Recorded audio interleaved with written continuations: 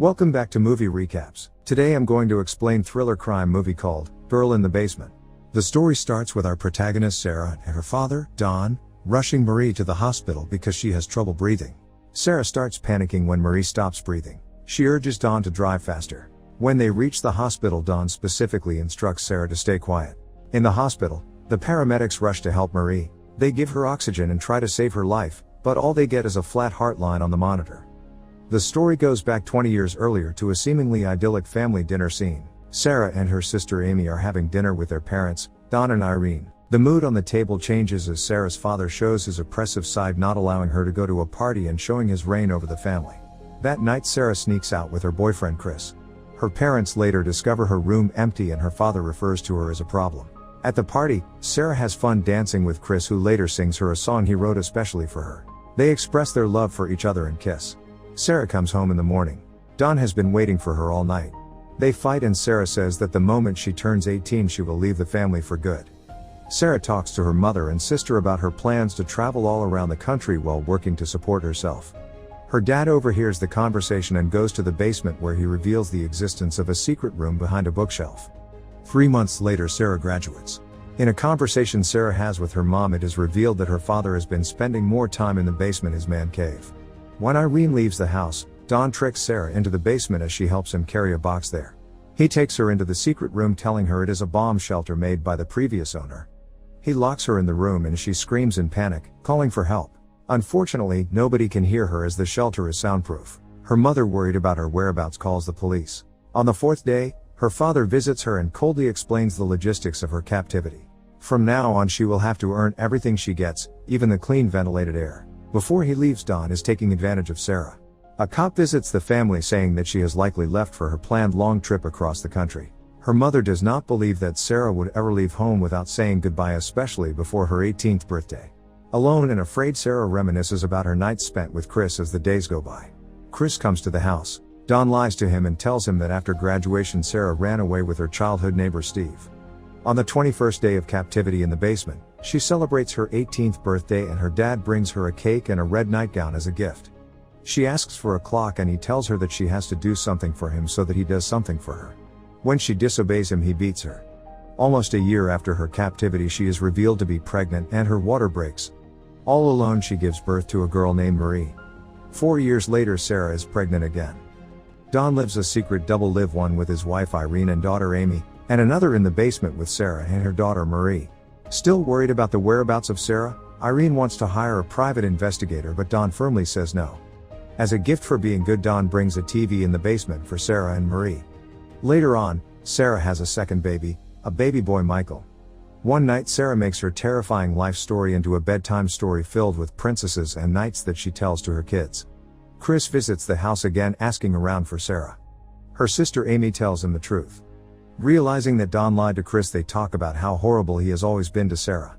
Amy is afraid that Don might have killed her, citing his personality and bad temper in the past. To make the time go by, Sarah creates imaginary adventures for her children to help them forget the outside world. In the meantime, Don is confronted with his lies by Amy and Irene. A horrible fight ensues. Furious, Irene yells that she'll do everything in her power to find her daughter. During their fight, Don drops his keys on the armchair.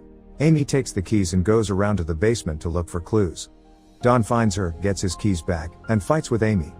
She is mad, afraid, and blames him for causing Sarah's disappearance. As time passes by, Sarah has another baby boy who she names Thomas.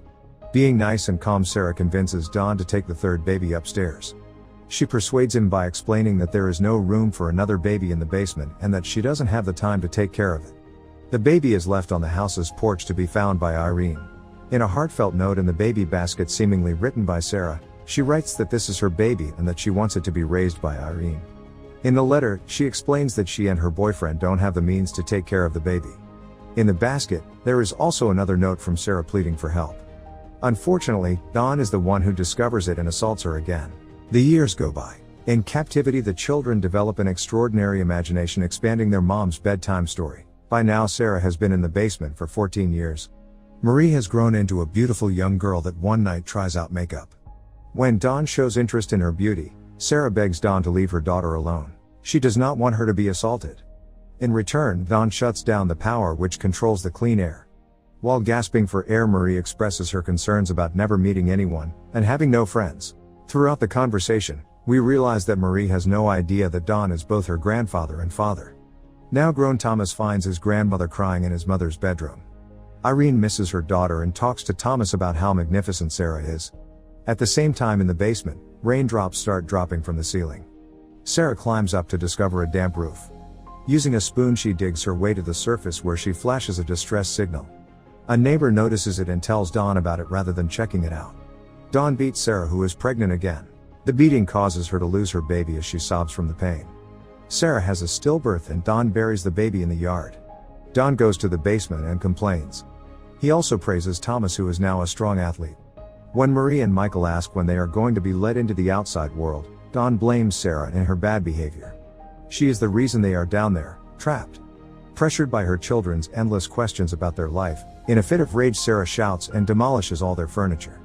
Exhausted, she falls to the ground, remembering her happiest moments with Chris. Her children put a blanket on her and clean up their home. They apologize to her. Emotional Sarah tells them that they're old enough to hear the true story behind their life in captivity. So far they knew that Dawn lives upstairs with their Aunt Irene to help take care of Thomas. Sick of all the lies, she tells them everything, starting from the fact that her life is the inspiration of their favorite bedtime story. Gently she explains that Don is her dad, as well as their dad. The moment Marie finds out the painful truth, she has a severe asthma attack. The children now feel that there is something wrong with them. Sarah reassures them, telling them that she loves them and that Don is the only one to be blamed. A year later, another incident occurs between Don and Michael after Don insults Sarah and her appearance. The food for the basement is being rationed as Don is having trouble at work. Soon he loses his job. Facing a foreclosure, Don tries to suffocate the family in the basement. He connects the car exhaust fumes with the air vent. He gets interrupted by Thomas in the garage, who unknowingly saves their lives.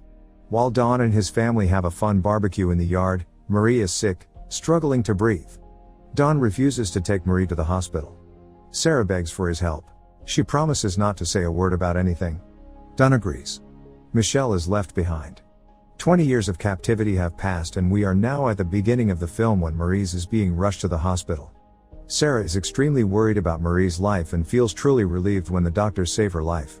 When the nurse asks for more medical history, she is told that Marie is homeschooled and has only been treated with natural remedies. Sarah slowly scans the hospital seeking a way out, but she looks tired and lost. In an attempt to escape, Sarah spills water on the medical forms and separates from Don. Seconds before Don gets to her, Sarah reaches the nurse confessing she needs help. A police officer goes to talk to Don. The police arrest him. Sarah announces this to Marie. They are safe and free. The house is filled with police who free Michael as well. Irene and Thomas are devastated when they see Michael gasping for air as they take him out of the basement. Don sees everything from the back of the police vehicle. Later on, during a beautiful summer's day, Marie, Thomas, and Michael play in the countryside while Sarah, Irene, and Amy watch over them from the house's porch. Marie notices someone coming from the driveway. It's Chris. He arrives on his motorcycle. Together with Sarah, they go for a walk. He feels sorry for not trying harder to find her, and for believing in her father's BS story. He gives her a gift, a pink motorcycle helmet he bought for her at the age of 18 when they were planning to embark on a journey. Finally happy, together they go on their long-awaited motorcycle ride.